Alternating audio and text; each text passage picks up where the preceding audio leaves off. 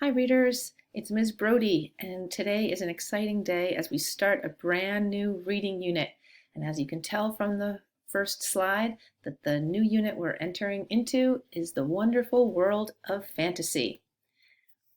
So maybe you're wondering, what makes fantasy books so awesome? Well, the first thing is, if you didn't already know, the stories are incredible. Also, the stories usually deal with deeper issues. Stories about good versus evil, or a quest to be better than what the person we are, how power can corrupt people. Another thing that makes fantasy books so terrific is that if you become a powerful reader of fantasy books, you're going to end up also becoming a more powerful reader of all types of texts. So again, it's a win-win. Amazing stories, and it'll make you a better reader. So when we start reading fantasy, one of our first jobs that we want to do is we really want to figure out not just where the story is happening, but what kind of place are we in. The setting in fantasy is very, very important. So here are some questions to help you figure out the setting. What time period is it? Maybe it's the future. Many fantasy stories might be the future. Is it a medieval world? That is also a common setting in fantasy, but maybe it's actually present day. Maybe it doesn't seem, maybe it's just a talking animals book like Charlotte's Web, and it's sort of set in normal times, but the characters are not necessarily normal like talking animals. And again, another possibility is maybe it doesn't start off like fantasy at all, sort of like Harry Potter. It starts in the real world and the fantasy doesn't really kick in until later. All of that is things you're going to be thinking about. And you're going to be thinking about them right as you start, because just like any type of reading, when we start, the author's kind of giving us clues fast and furious, and we've got to be on the lookout for them. Okay, so we're going to start by using a short picture book, a fun picture book as our mentor text today, and it's called The Paper Bag Princess. I'm going to read it to you, and we're going to sort of walk through figuring out the setting and doing some deeper thinking as we go. So The Paper Bag Princess by Robert Munsch. And again, as always, we want to get our mind ready. I want to look at the cover. I want to look at the pictures. I'm noticing clearly right away that this has to be a fantasy book since there's a dragon right on the cover. And I know that dragons are not real. So let's keep going. The Paper Bag Princess, dedicated to Elizabeth. Elizabeth was a beautiful princess. She lived in a castle and had expensive princess clothes. She was going to marry a prince named Ronald. And here they are. Again, no magic as of yet, but I'm also getting an idea of the setting. Unfortunately, a dragon smashed her castle, burned all her clothes with his fiery breath, and carried off Prince Ronald. Elizabeth decided to chase the dragon and get Ronald back. She looked everywhere for something to wear, but the only thing she could find that was not burnt was a paper bag. So she put on the paper bag and followed the dragon. He was easy to follow because he left a trail of burnt forests and horses' bones.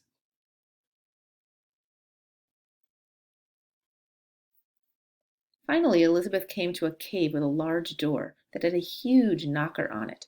She took hold of the knocker and banged on the door. The dragon stuck his nose out of the door and said, "Well, a princess. I love to eat princesses, but I have already eaten a whole castle today. I'm a very busy dragon. Come back tomorrow." He slammed the door so fast that Elizabeth almost got her nose caught. Elizabeth grabbed the knocker and banged on the door again. I'm getting some clues again about her character that I'm going to kind of tuck inside my head as I keep reading. The dragon stuck his nose out of the door and said, "Go away. I love to eat princesses, but I have already eaten a whole castle today. I am a very busy dragon. Come back tomorrow." "Wait," shouted Elizabeth. "Is it true that you are the smartest and fiercest dragon in the whole world?" "Yes," said the dragon. He's pretty big. Looks pretty awesome. "Is it true," said Elizabeth, "that you can burn up 10 forests with your fiery breath?" Oh, yes, said the dragon, and he took a huge deep breath and breathed out so much fire that he burnt up 50 forests. Wow, it's pretty powerful. Fantastic, said Elizabeth, and the dragon took another huge breath and breathed out so much fire that he burnt up 100 forests. Magnificent, said Elizabeth, and the dragon took another huge breath, but this time nothing came out.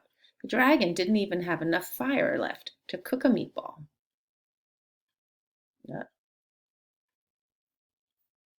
Elizabeth said, Dragon, is it true that you can fly around the world in just 10 seconds? Why, yes, said the dragon, and jumped up and flew all the way around the world in just 10 seconds. He was very tired when he got back, but Elizabeth shouted, Fantastic! Do it again!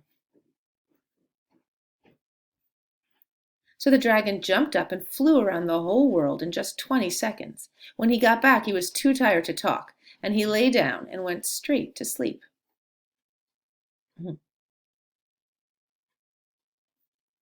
Elizabeth whispered very softly, Hey, dragon. The dragon didn't move at all.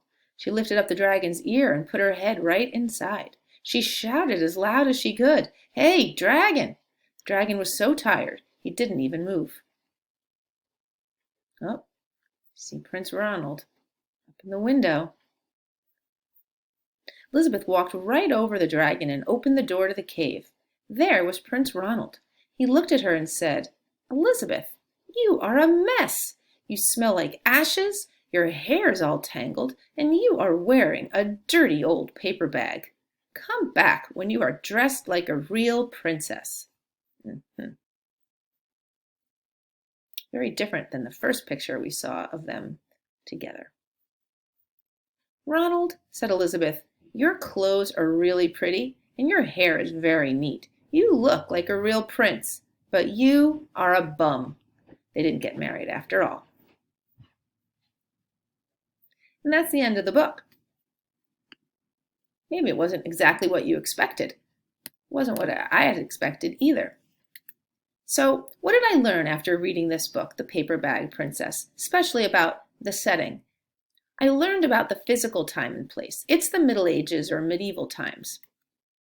And there definitely was magic. This is definitely not historical fiction. We've got a dragon here, and he smashed Elizabeth Castle and burned her clothes, but she somehow managed to survive. But is there more? What kind of place is this? It's actually a little scarier than I first thought. And I know it's just a kid's book, but let's try to go a little bit deeper here. It's a place of sudden violence, and people's lives can be ripped apart without any notice. It started out sweet and charming, but it actually turned out to be quite an unsafe place. He burned down lots of forests, and there weren't even any other people in the story. You'll see now that I have this chart here about some questions and answers and evidence. This is going to be something you're going to be working on after you watch this video with a video you're going to be watching. What is the setting, or are there more than one settings? Well, the setting is medieval times, and my evidence from the text is that there's a castle, the clothes look like they're from that time, and it's a common setting for fantasy, right? I noticed the dress that she was wearing and the type of castle, so that seems to be a good enough answer about the setting. And it really only took place in one place. What kind of place is it? Again, we've already said where it is, but what kind of place? And as I mentioned before, it seems nice and normal at first, but then the dragon comes. That's the fantasy part, and he destroys everything. So it turns out to be an unsafe and scary place. And my evidence is, like I said, after the dragon comes, the place feels less fun and normal. There is sudden violence and destruction, which is scary. And now we're going to kind of dig into a little bit the common things that fifth graders think about when they're reading anything, really. What did you think the theme or the lesson of this story was? And here's my answer. And maybe you want to think about it too before you even listen to me answer. So think about the theme. What lesson did we as readers learn from this story? And one that I came up with, and again, there's always more than one theme in a book. I think the theme, or a theme, is that if you are determined and smart, you can solve hard problems. I also think there's another theme, because in fifth grade, we should be thinking about multiple themes. Don't judge a book by its cover. And what's my evidence from the text? Well, My evidence is that the princess starts off all lovey-dovey towards Ronald. She wants to marry him and she kind of is looking at him lovingly. But then she gets tough and she comes up with a plan to defeat the dragon. And then when Ronald turns out to be a jerk and judges her by the fact that she's just wearing a bag, she dumps him, right? So he judged her and she decided, this guy's a loser. I don't really want anything to do with him. And my last question that, again, sometimes we think of as readers is, what surprised you about the story? And Elizabeth's character definitely surprised me, and I was also surprised that Ronald turned out to be a loser and that it didn't end happily ever after. I also kind of thought she was maybe going to kill the dragon because he's still going to be lurking out there, but now I guess she sort of knows how to figure out how to solve her problems with him. And my evidence from the text about being surprised is that Elizabeth is described at first just as a beautiful princess who wears expensive clothes. But by the end, she's in a paper bag, but she's tough as nails. And again, I couldn't write everything, a really long jot here to fit it into the chart, but hopefully, again, you're going to be adding when you watch a video to do similar work, okay?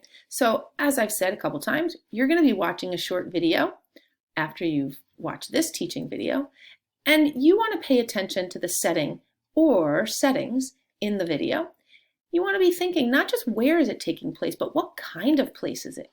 And how does the setting impact the story and the characters? But also, of course, we want to think about the characters and the problems, how do they solve them? And of course, as fifth graders, you want to be thinking about the theme or themes, okay? So after this video, or after you watch that video, you'll fill out a Google Doc about what you thought and answer those questions, just like I showed you today. I'm so excited to start this fantasy unit, and I hope you're just as excited. And have a great day today. See you again.